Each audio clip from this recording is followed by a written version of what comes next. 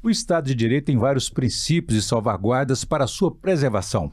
Um deles é o devido processo, que estabelece normas para garantir uma justiça efetiva. Quais são as regras e seus pilares que devem ser observados e cumpridos? Esse é o principal tema de hoje do Pensamento Jurídico, uma produção da Associação dos Magistrados Mineiros, a AMAGES. E para falar sobre o assunto, eu tenho o prazer de receber aqui dois desembargadores do Tribunal de Justiça de Minas Gerais. Saulo Verciani Pena, que é o vice-presidente, segundo vice-presidente do Tribunal de Justiça de Minas Gerais, e também superintendente da Escola Judicial, desembargador Edésio Fernandes, a EGF do TJMG. E também José Marcos Vieira, que, além de desembargador, magistrado, é professor titular de processo civil da Universidade Federal de Minas Gerais. Obrigado aos dois por ter aceitado o nosso convite, sejam bem-vindos. E a você que nos acompanha, por favor, inscrever-se em nosso canal no YouTube e deixe lá suas sugestões e comentários que serão muito bem-vindos. Muito bem, no dia 22 de abril, o Instituto de Defesa do Devido Processo impulsou a sua diretoria aqui na sede da AMAGES. À frente do Instituto está a presidente e advogada Maria Celeste Moraes Guimarães.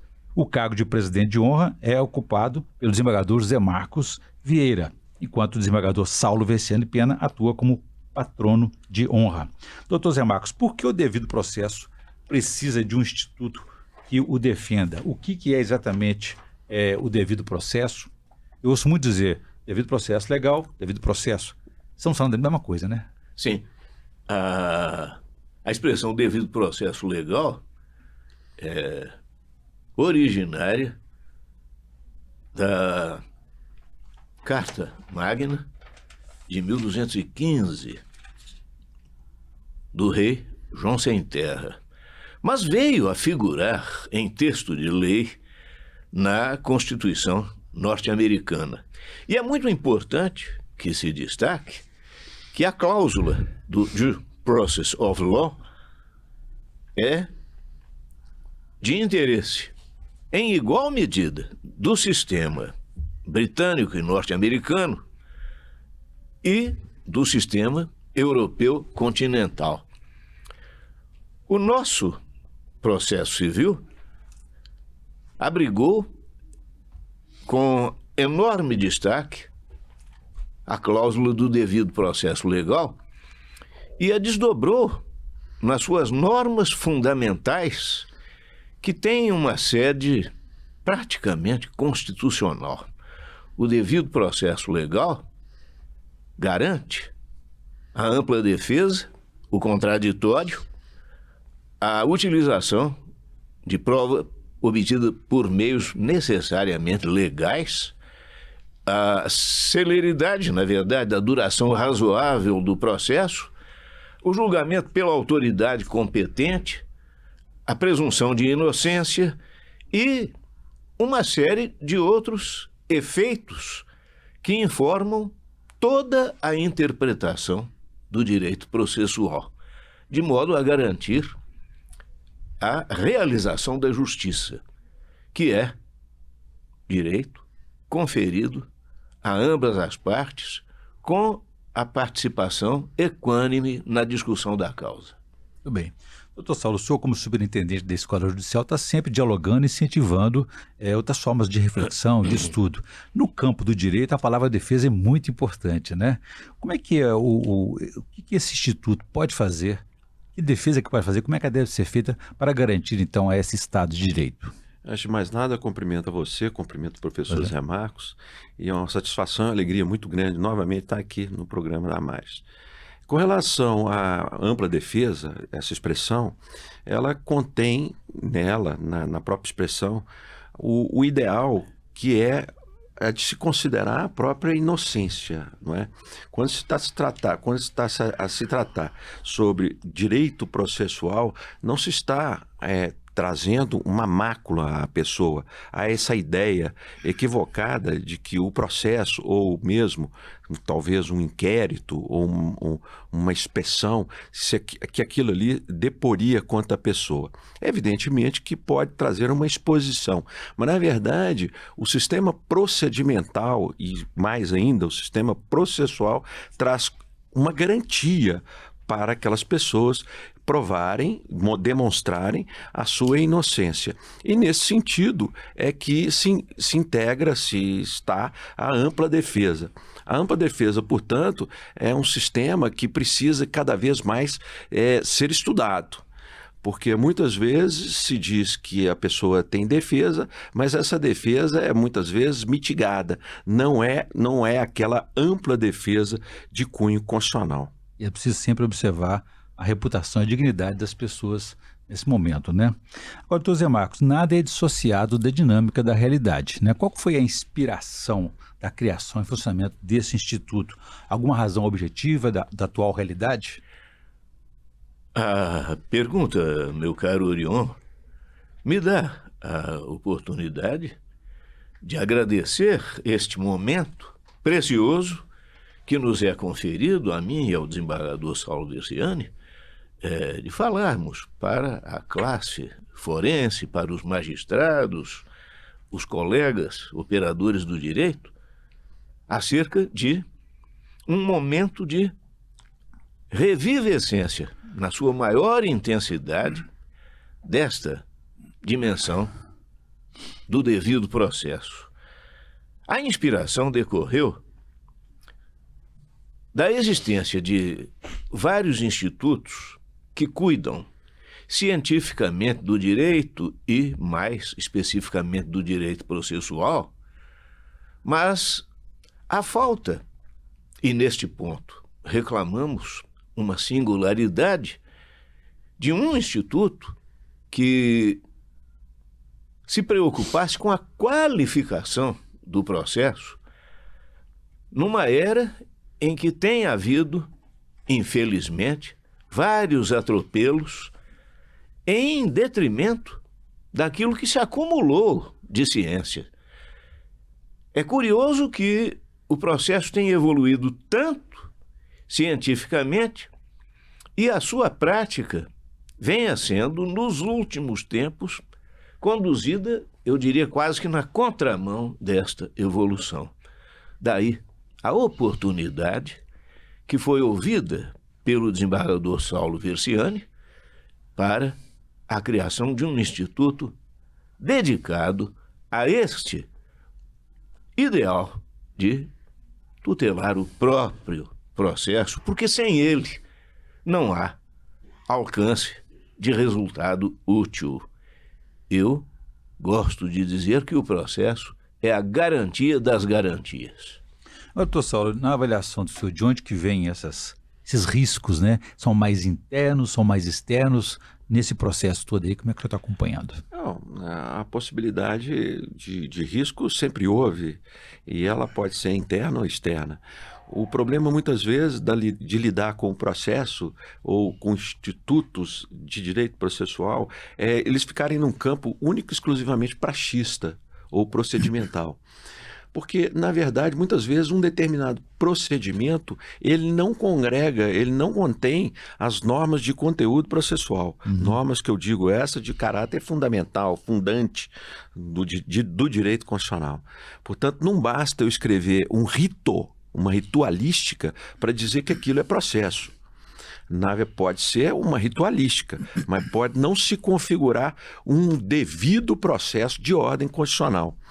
Agora, o Instituto, inclusive de ideia, diga-se de passagem, do professor Zé Marcos, e agora tão bem conduzido à frente a doutora Maria Celeste, ela vai nos permitir que nós façamos eventos, façamos workshops, nós possamos lançar livros, tudo para retomar a ideia que é a ideia original de garantia. Não é a ideia no sentido único, exclusivamente garantista, aliás, uma palavra que está um tanto quanto banalizada, mas de garantia efetiva de ordem fundamental ou constitucional. Tudo bem.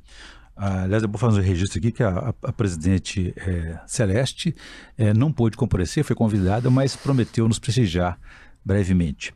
Agora, doutor Zé Marcos, eu citei a questão de influências externas, né? Porque a gente vê que hoje, nos dias de hoje, o Poder Judiciário está muito atacado, muito criticado, enfim, porque realmente certos outros poderes, né? Às vezes os poderes econômicos, poderes políticos e poderes de outra ordem se sentem incomodados com as decisões, com a independência, a autonomia do judiciário. Como é que o senhor avalia isso, esse momento aí, essa influência externa e esses ataques ao judiciário? Há uma razão de equilíbrio que precisa ser invocada quando se dirige uma crítica ao Poder Judiciário, com destaque o Supremo Tribunal Federal, acoimado de ter, nos últimos tempos, quebrado a independência e a harmonia dos poderes do Estado. Existe nisso, antes de tudo, um equívoco. Nós temos uma Constituição,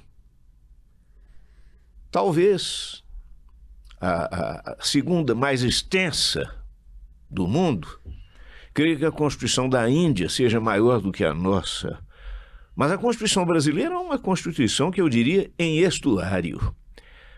Ao invés de termos aquela preocupação com a norma fundamental, da qual se irradiam todas as outras, na reconquista das liberdades democráticas, o que ocorreu foi o Constituinte descer ao nível da lei ordinária para o resgate da democracia. E, com isto, a nossa Constituição é invocada qualquer que seja o tema em debate. Em resultado disso, como controle de constitucionalidade pertence em última análise ao Supremo Tribunal Federal, o Supremo Tribunal Federal tem que decidir sobre tudo e interfere inevitavelmente em todas as áreas. Não está havendo, por isso, nenhum abuso. O que seria possível para se atender a esta preocupação seria uma reforma constitucional no sentido de enuclear os dispositivos. Mas é possível que a própria conjugação dos institutos processuais leve à superação desse obstáculo com as duas vertentes de demandas coletivas e julgamento coletivo de demandas individuais. Por outro lado, o devido processo cria um molde mediante o qual se torna possível a projeção das decisões para casos análogos sem tanto trabalho das instâncias superiores. O devido processo começa desde a primeira instância. Muito bem. Bom, eu vou fazer, senhores, aqui um breve intervalo. Gostaria de trocar no próximo bloco que a gente tratasse mais dessas garantias fundamentais mantidas aí pelo devido processo legal. A gente volta em instantes.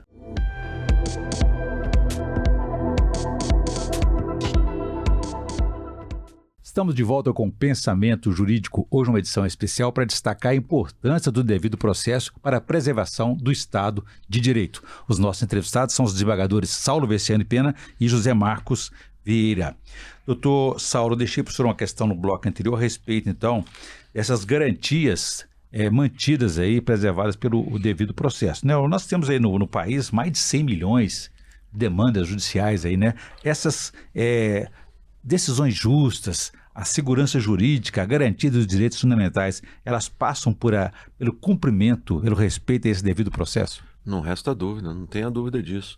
Quando, inclusive, eu defendi no meu doutorado a questão da discussão de políticas públicas no âmbito do processo, eu lá dizia o seguinte, que nós recebíamos uma crítica muito grande em relação às decisões de caráter com base na autoridade do magistrado.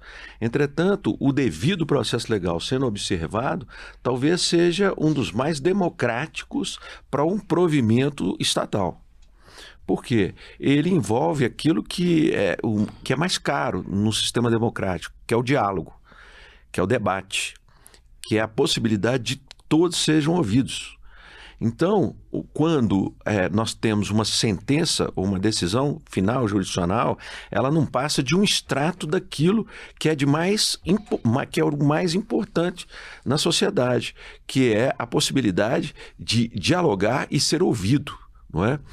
E enquanto que muitas vezes, no âmbito executivo e legislativo, um ato decorrente de uma casa legisferante ou executiva não é propriamente de origem popular ou de origem dialógica.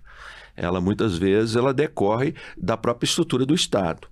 Então, evidentemente que aquelas demandas, aquelas múltiplas demandas que são levadas ao judiciário, decorre exatamente dessa necessidade do cidadão de ser observado, ser ouvido no sistema democrático por parte de um sistema que é um sistema que permite que ele seja de fato ouvido. Entendi. José Marcos, o doutor Saulo falou dos diversos benefícios aí do devido processo, né? Em nome do cidadão, a favor da cidadania aí, mas não só ele é beneficiado com esse devido processo, né? As partes, os magistrados também ganham com isso. Sim. Uma das garantias inerentes ao devido processo é a da fundamentação das decisões judiciais e que convive com a garantia da participação dos interessados, o que, inclusive, nos processos coletivos, envolve a figura do chamado amicus curiae. Há a necessidade de que convirjam para o Poder Judiciário todas as informações de relevo para a solução do litígio. E isso tanto mais quanto se considere a importância e o significado social da causa em debate. O devido processo é múltiplo, é claro que ele se ajusta à peculiaridade. O artigo 489, o seu parágrafo 1º do Código de Processo Civil, orientam o julgamento, dizendo como não poderia o juiz pretender fundamentar uma sentença. Mas, na verdade, esta regra se dirige também ao advogado, porque ela está dizendo também como o advogado deve postular. E há uma relevância muito grande para o devido processo da fase postulatória, na qual o juiz tem de exercer o seu poder de extrair dos litigantes devidamente representados pelos seus patronos, tudo aquilo que interesse a solução da causa, porque, estrategicamente, o advogado não dirá do que não convenha ao seu cliente, mas o juiz é imparcial e ele depende da colaboração das partes, da cooperação.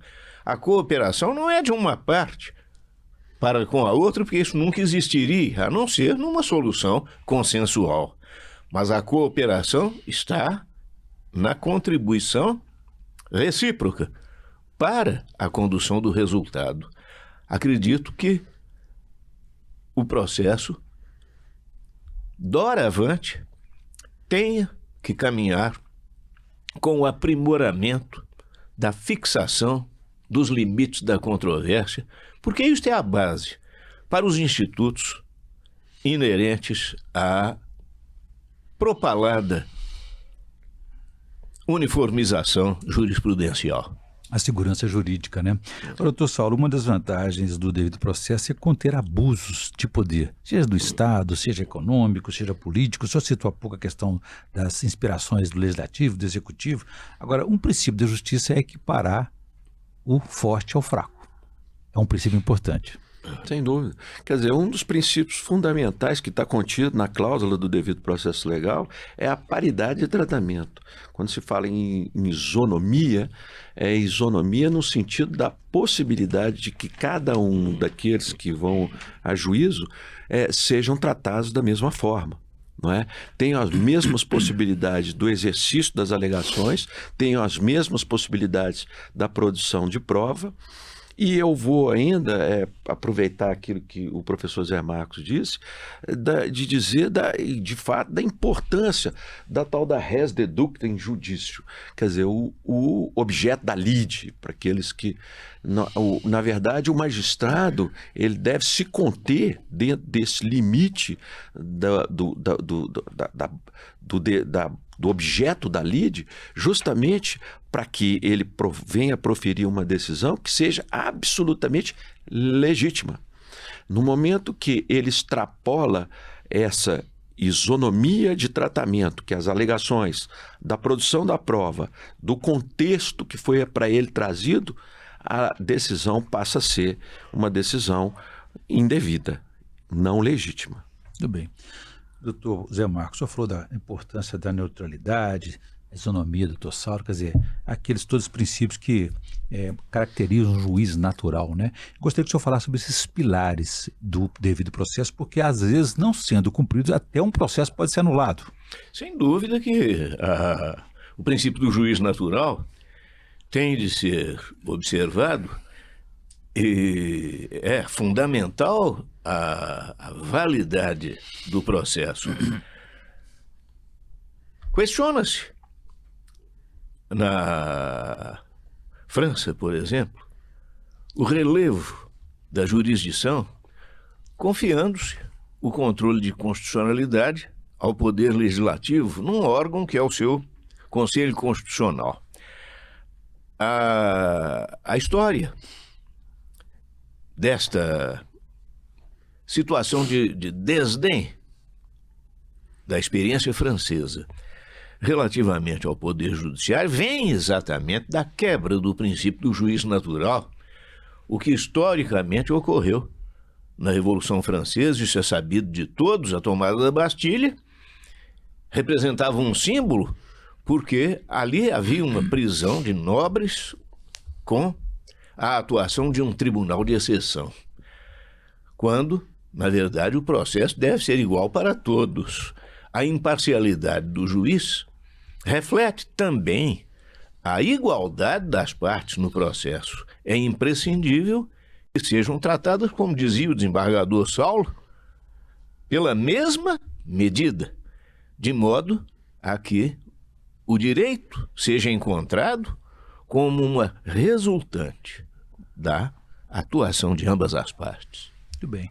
Doutor Saulo, sou como o doutor Zé Marcos, senhor também é um estudioso, e sempre avalia os riscos de afetar esses direitos fundamentais, né? Onde é que deve começar o devido processo legal? Ele deve começar exatamente naquilo que já dissemos aqui, a observância absolutamente rigorosa dos postulados constitucionais.